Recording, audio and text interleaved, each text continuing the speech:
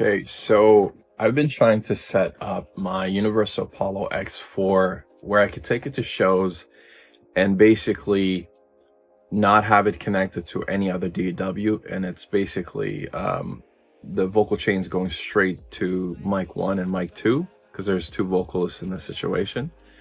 And this way I can have the preamp on it and any effects I wanted, and it'll go straight to the front of house in two different channels. So I'm going to show you guys how to do that quickly because I couldn't find anything on YouTube on how to do that other than say it's connected to Ableton or any of that stuff. So this way it's not connected to any other DAW. It's only strictly Universal Audio Console, and there's no crashing or chances of crashing. So let me show you guys how to do this. So first, let's go open the Universal Audio Console. Let me bring this up. I already have it set up, but I'm going to just kind of show you guys what to do, or how to set it up rather. All right, so here's the Universal Audio Console. As you can see, the first thing you guys should do is, or whomever that's going to be doing this, go to the console settings and bring up your IO matrix. So look into the right section here, the outputs. Don't worry about the inputs. Inputs should just be what it is by default. Look at the outputs, make sure that line 1 and 2 are available, and this is kind of how it's set up. So monitor left and right will be usually on the back of the Apollo. You don't really need those. What you will need is line 1 and line 2, because ultimately when you're taking this Apollo to the show and you have it connected as you would in your own studio, you have a TRS to an XLR. And so TRS for vocal 1 will go into line 1, and the TRS to XLR vocal 2 will go to line 2. And these cables will be patched into front of house. And so the mic input 1 and 2, or direct mic XLRs from the mics, will be patched in to your Apollo X4 or X2, whichever Apollo you have that has at least two inputs. So hopefully that's pretty clear. And once that's set, this is what you do. So number 1, so this right here is my vocalist, the first vocalist. I have the names written down here, Bella and Fern. So it's a female and male vocalists. So the first thing I have is the preamp. So this is the setup I have. You can really tweak it and adjust it to whatever you want, but these are the settings that I have. I may change it depending on the show with the EQ and everything as well. But you can also put a 1073 on this if you want. You know, really up to you, but I like the Manly box.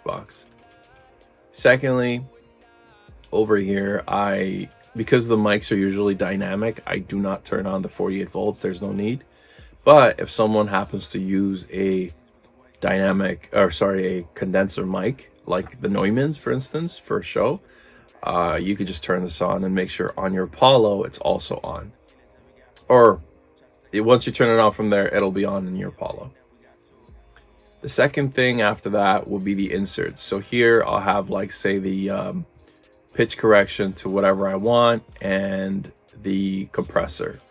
Over here I have the 1176, the blue by Universal Audio. This will basically kind of grab all the highs before it goes to front of house. And so this way I know exactly what's going to be going in there. And whatever that I'm really comfortable with. So that's basically it for that side. Then the other thing I would do is scroll down and avoid the aux for a second. We'll get back to that afterwards. But When it comes to the Q, this is the tricky part. So basically Q1 will be the first vocalist, and then down here Q2 will be the second vocalist. And so you want to make sure that the volume knob for this is at 0. Or depending on how loud it is at the show, you can adjust it as well. But these are basically the volume controls for both artists. And then once it goes to front of house, they can control it in a much more efficient manner. And so the other thing is, make sure on Q1 the panning is all the way to the left, and on Q2 make sure the panning is all the way on the right. And then to set the Qs, you go to Q output, and then Q output's right here. Usually you guys will see something like this. This probably will be none, and the mix will be on. But in order for any of this to work, to go to front of house, you got to make sure that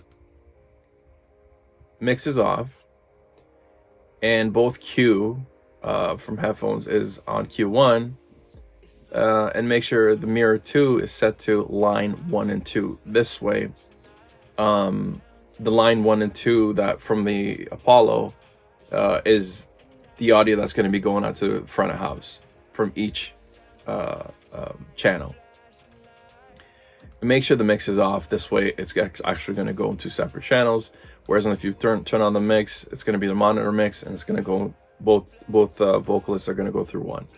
So you don't want this on, you want it off. So once you have this exact setup, all of this will work. You'll be good to go in terms of the mic setups, the vocals. Then we come to effects. Say you want some like reverb inserts. So over here, as you see, I have 2 inserts. I adjust the levels through here first for Q1 and Q2. Adjust the settings to your likings, whatever that may be. These are mine. And then what we would do for this reverb is I would come back here and say she's performing this live. I would quickly come here, and this is the aux 1. I would just gently nudge that up and see how much reverb I'm getting in the room. If it's too much, I'll dial it back. If it's not enough, I might dial it a little up. But you got to be careful not to quickly crank it, because you may get incredible feedback, or just the noise the room may not be accommodating to that reverb. So that's pretty much it. Once you have that set, you're good to go. Oh, one last thing. This right here is very, very important. Make sure that the insert effects that UAD record is on, not the monitor. So over here, you see how when you're clicking on monitor, it's blue, but then when you click on the universal audio record, it's red. What this means is basically you're sending all of the effects straight to front of house as it is, as you hear over here. That's pretty much it. So I hope that helps out. If anyone knows of a different way, leave a comment and let me know. But this is the way I found out works. I did this actually in a live show recently.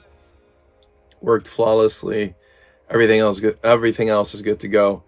And yeah, if you want to kind of like make sure you want to raise that bar when it comes to performance for live shows, this is what I would do. And yeah, hopefully that helps you guys.